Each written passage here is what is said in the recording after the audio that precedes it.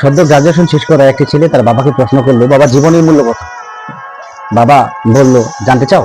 বাবা সুন্দর এক টুকরা পাথর দিয়ে তাকে বলল, এই পাথরটা নিয়ে যাও, নিকটে একটা দোকানে নিয়ে যাও।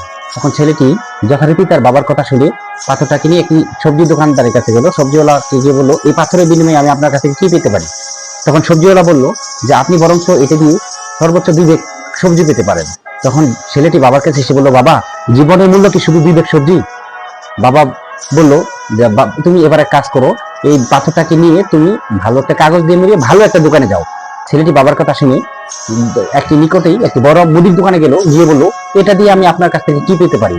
তখন দোকানদার পাথরটি মানে নেড়ে চেড়ে দেখলো ভালো এই পাথরটা। তখন সে তার পছন্দ হলো এবং সে বললো, এই পাথরটা নিয়ে তুমি বরং বড়জোর 2 বস্তা চাল পেতে পারো আমার কাছ থেকে। তখন ছেলেটি বাবার কাছে ফিরে এসে বললো, বাবা জীবনের মূল্য কিছু 2 বস্তা চাল? তখন বাবা মৃদু হেসে বললো, বাবা আমাদের ঘরে যে মখমল কাপড় আছে ওই কাপড়টা দিয়ে মুড়িয়ে তুমি এটাকে এর চেয়ে একটা ভালো দোকানে যাও। তখন ছেলেটি চিন্তা করলো, এর চেয়ে ভালো দোকান কি হতে পারে?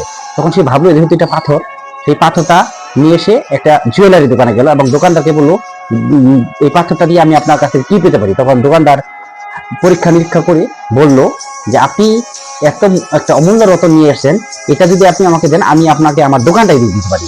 তখন ছেলেটি চিন্তা করলো এবং বাবার কাছে এসে বললো, বাবা আমি একটা জুয়েলারি দোকানে নিয়ে গেলাম, জুয়েলারি দোকানদার বললো যে এটা নিয়ে তিনি দোকানটাই আমাকে দিয়ে দিতে পারে। তখন বললো, বাবা তুমি বুঝতে পেরেছো জীবনের মূল্য কি?